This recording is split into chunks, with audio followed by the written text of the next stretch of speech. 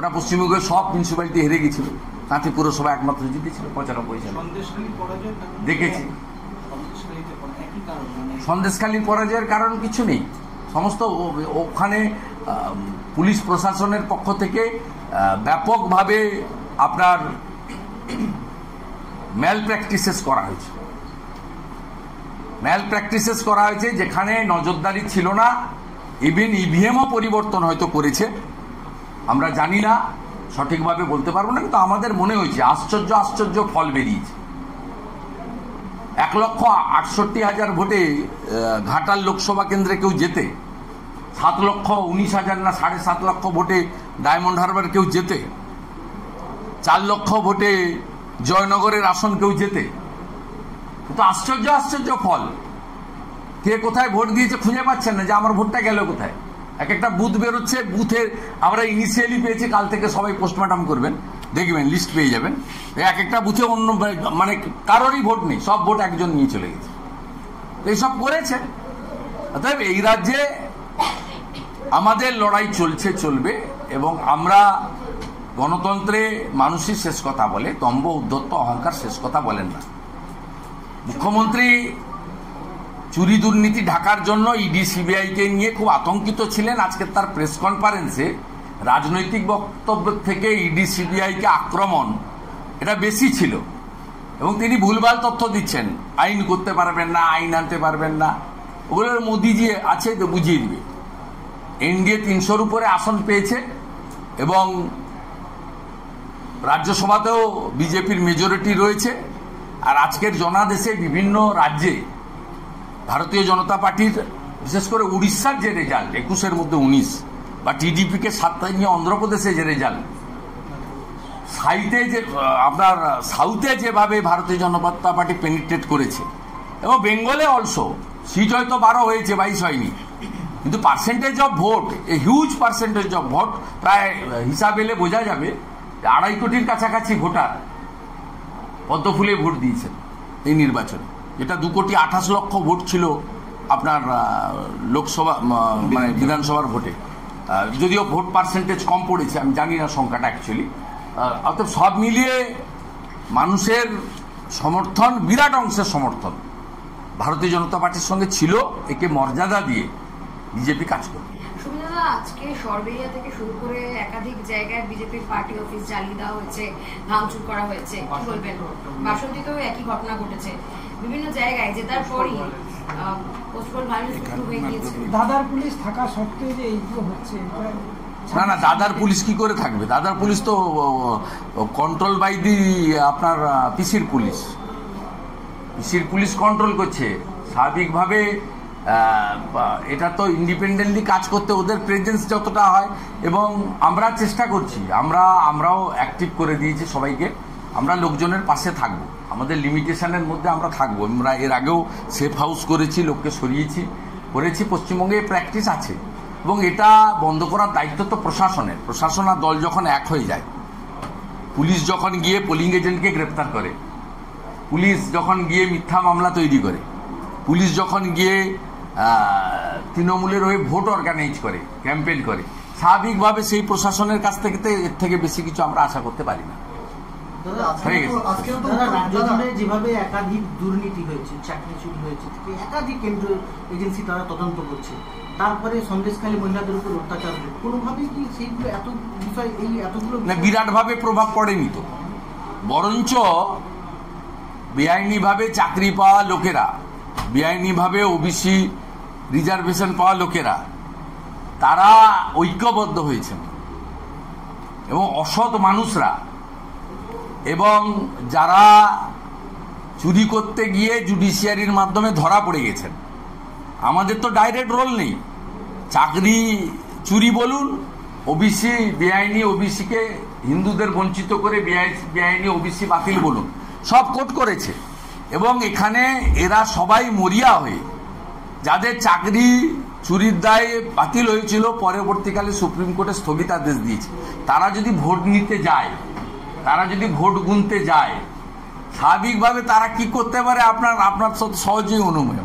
তা আপনি আমাদের কাছে বলে এলাম, আপনি ভাবতে পারবেন ভবানী ভবনে যে পুলিশ নিরাপত্তা এবং নির্বাচনের কাজে দায়িত্ব ছিল, তারা বিকালবেলা সবুজ আবুরি মেখে ভবানী ভবনের সামনে ছবি তুলছে কলকাতায়, পুলিশ হেডকোয়ার্টারের সামনে।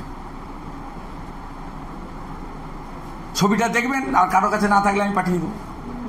তাহলে আপনি বুঝুন যে পুলিশ সরাসরি একটি রাজনৈতিক দল, তার বাড়িতে গিয়ে সে ব্যক্তিগত মত প্রকাশ করতে পারে, কিন্তু সে পুলিশ হেডকোয়ার্টারের সামনে দাঁড়িয়ে সবুজ আবির মেখে যদি করে, তাহলে তার সে কি কাজ করেছে নির্বাচন চলাকালীন বা নির্বাচনের সময় বা গণনার সময়, এটা সহজেই অনুমান। কিন্তু এই ব্যবস্থাও ভাঙতে হবে, এই ব্যবস্থাও ভাঙতে হবে।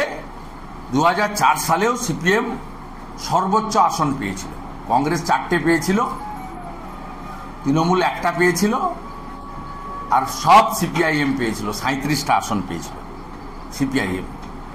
সেসব দিনও আমরা দেখেছি। তৃণমূল 9 থেকে 1 সেটাও দেখেছি, তৃণমূলের ঝাঁপ বন্ধ হয়ে যাওয়া সেটাও আমরা দেখেছি। বিজেপি তার থেকে ভালো অবস্থায় আছে। 2004 সালে 29% ভোট পেয়েছিল তৃণমূল, আজকে তো আমরা 39% ভোট পেয়েছি। বিরাট জনাদেশ আছে। এই জনাদেশকে কাজে নিয়ে আমাদের আগামীকাল থেকেই নতুন করে যাত্রা হবে শুরু। আমরা কেউ বিচলিত নই, কেউ বিধ্বস্ত নই, কেউ হতাশও নই।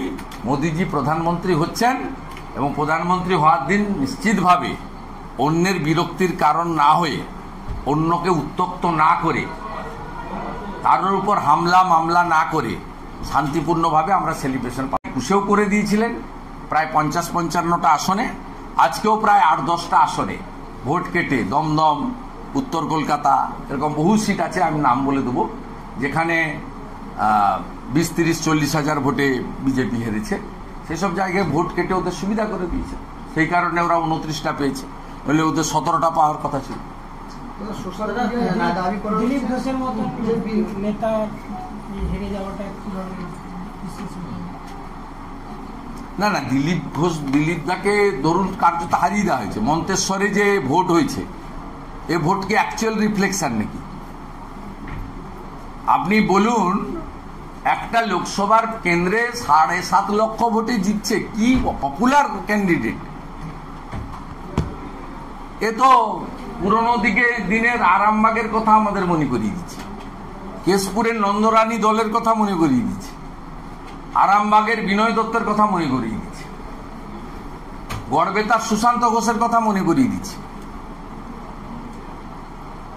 এটা তো কমপ্লিটলি মানে ভয় আতঙ্কের পরিবেশ।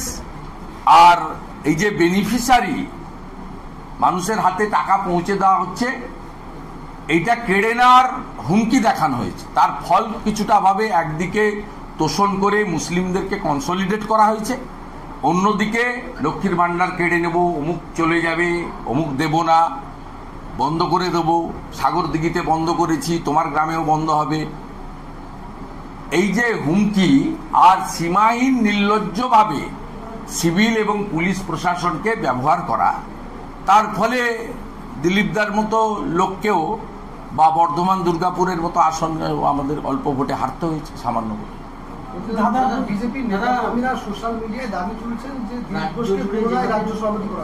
আমি এটা নিয়ে কোনো মন্তব্য করবো না। রাজ্য সভাপতি তো আমি করি না, আর আমি রাজ্য সভাপতি হওয়ার দৌড়েও নেই।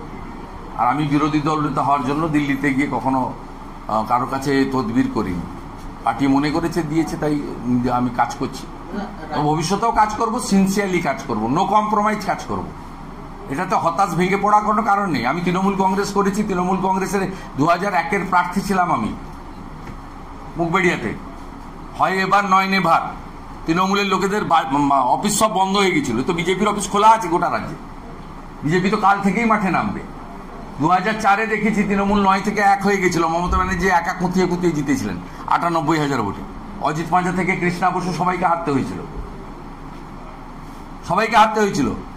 এসব জিনিস তো দেখেছি। আমাদের কাছে তো এগুলো, আমার কাছে অন্তত হবে না, আমি উত্থান পতনের সাক্ষী।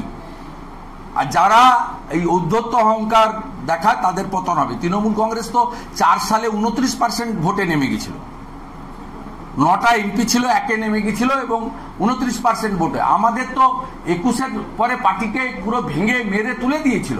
57 জন কর্মীকে খুন করা, 1 লক্ষ বিজেপি কর্মীকে ঘরছাড়া করে দেওয়া এবং শয়ে শয়ে হাজারে হাজারে পার্টি অফিসকে লেবেল করে দিয়ে বিজেপির বুথ লেভেলকে কার্যত শেষ করে দিয়েছিল। ডক্টর সুকান্ত মজুমদারের নেতৃত্বে, দিলীপদার পরামর্শে আমরা সকলে মিলে খেটে খুঁটে 3 বছরে আবার সংগঠনকে 60% দাঁড় করাতে পেরেছিলাম, 100% পারিনি।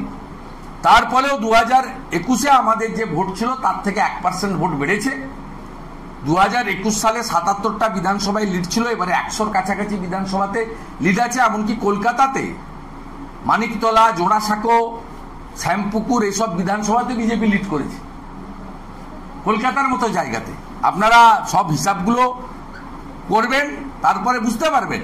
এবং 2021-এ আমাদের 12টা লোকসভায় লিড ছিল, হয়তো 2-1টা সিট এদিক ওদিক হয়েছে, নতুন এসেছে 2-1টা গেছে, কিন্তু সামগ্রিকভাবে আমরা আমাদের যে স্ট্রং, আমাদের যে সাপোর্ট বেস, এটা আমরা ধরে রাখতে পেরেছি। এটা ডিউ টু জনগণ, এটা বড় ব্যাপার।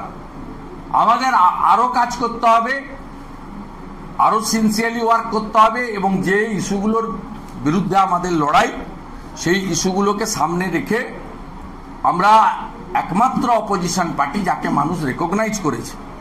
সিপিএম কংগ্রেসকে মানুষ আগেও মুছে দিয়েছিল, এই ভোটে তারা অনেক চেষ্টা করেছেন, আবার তাদেরকে অপ্রাসঙ্গিক করে দিয়েছে। তাই গণতন্ত্রের শাসক যেমন থাকে, বিরোধী তেমন থাকে, ভ্যাকুয়াম থাকতে পারে না। তাই যে দায়িত্বটা আমাদের উপরে জনগণ দিয়েছে, আজকের ভোটেও তার রিফ্লেকশন আছে, সেই দায়িত্ব আমরা পালন করব। আর ভালো হলে অনেক সময় থ্যাঙ্কলেস জব হয়, আবার আশাতীত ফল না হলে, আজকে 21-এর বেশি হলে অমুক তমুক অনেক রকম বলতেন। কিছু সোশ্যাল মিডিয়াতে বাক স্বাধীনতা আছে, এগুলো শুনতে হবে, হজম করতে হবে, ফোন ধরতে হবে, মেসেজ পড়তে হবে, উত্তর দিতে হবে। রেগে গেলে চলবে না, মাথা খারাপ করলে চলবে না। আপনি যখন জিতলে Pushpa. Smart news Bangla, smart news Bangla.